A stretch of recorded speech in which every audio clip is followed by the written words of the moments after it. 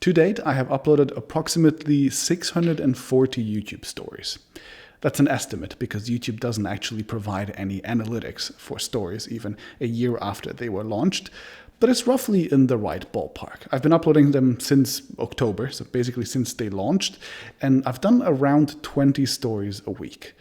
I think that puts me somewhere in the top 1%, maybe top 0.1% of the users of this feature. And I think I've never used software from a major software company that has been more infuriating than this. So in the second episode of the Thanks I Hate It series, I want to talk about why on earth I thought YouTube stories were a good idea to begin with and why they actually aren't, at least not the way YouTube has decided to implement them.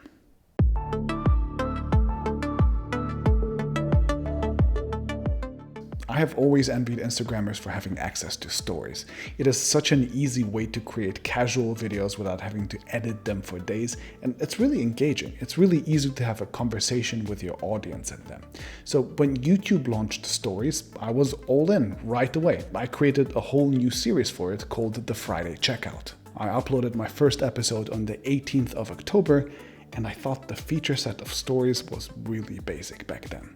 I didn't want to complain because this was an early access program, so instead I sent them an email with 9 things that I thought had to be fixed for YouTube stories to actually be useful. And 8 months later, not only have those not been fixed, like actually 0 of them have been fixed, I actually think YouTube stories have gotten worse since. So let's take a look at where YouTube stories are today and why they are so frustrating. So the first thing that drives me absolutely nuts about YouTube stories is that you never know where they will show up, if they will show up at all. So let's try to look at 2 different accounts on 2 different phones, and usually stories for me show up in my home feed. Today, on this account, no YouTube stories for me. Let's go to my subscription feed and oh, look, today they are actually in my subscription feed. So maybe on my other account that will be the same. Let's take a look. I'm in my subscription feed. No stories. Why? Why are they sometimes here, sometimes there, sometimes in both places, sometimes in neither? What is the logic behind all of this? And then let's take a look at these stories actually. I am using an account that is very much subscribed to TechAltar, and I know for a fact that I have uploaded stories for TechAltar just a couple of days ago that I haven't watched on this account yet, and they do not show up here. What is the logic behind showing me stories sometimes and not on other times? And instead, I get things like this, Pornhub intro from Rush96 whatever, which is definitely not a channel that I'm subscribed to and generally not something I'd like to see on YouTube. And the reason why this unreliable discovery system is such a pain in the ass is that it is basically the only way anyone will ever find stories. Like, you can't search for them, I can't share them. The only way you'd actually know that somebody you've subscribed to has uploaded stories, unless YouTube shows them for you, is that you'd go to their channel and then you'd navigate all the way manually to the stories tab. Nobody would do that on their own, and by the way, there they are, the stories that I haven't watched on this YouTube channel yet. And by the way, even that you can't actually do on other devices. So you can't do them on a laptop, you can't do them on a TV, it's just not available. How does that make any sense? And because of how unreliable YouTube stories are as an actual content platform, all you get is primarily what I'd call subscription baiting. So just here in a row, I have 1, 2, 3 stories that are just simply designed to do one thing, to get you to subscribe with some stupid thing. So for example, who wants to win this iPad in June giveaway? And if you do, you should click subscribe. Like, you understand that this person does not know which of his subscriptions actually came from YouTube stories, right? Like, he couldn't give you this stupid iPad even if he wanted to.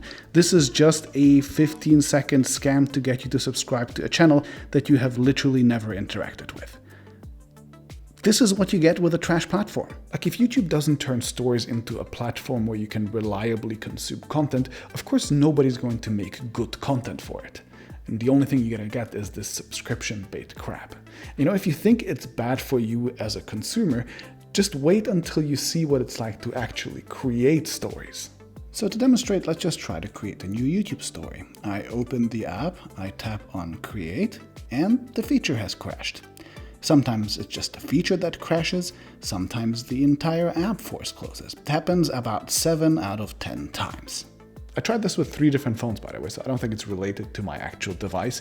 And even if I do get to upload something, it doesn't mean I've succeeded, because about half the time there's some sort of weird glitch. There's many kinds. For example, 2 days ago, YouTube decided to turn my voice into that of a chipmunk. Hey, this is just like the latest example of how stupid YouTube stories are. Like literally, listen to the stupid audio. That is a video I did not edit, that came straight out of the YouTube Stories app, in case you were wondering. And there's just so many more glitches. Like sometimes it will trim off like half a second from the end of a clip, so like a word is cut in half. Sometimes when I upload 2 stories in a row, it will upload the second one first, so the order is wrong and people don't understand what the flow of the sentence is.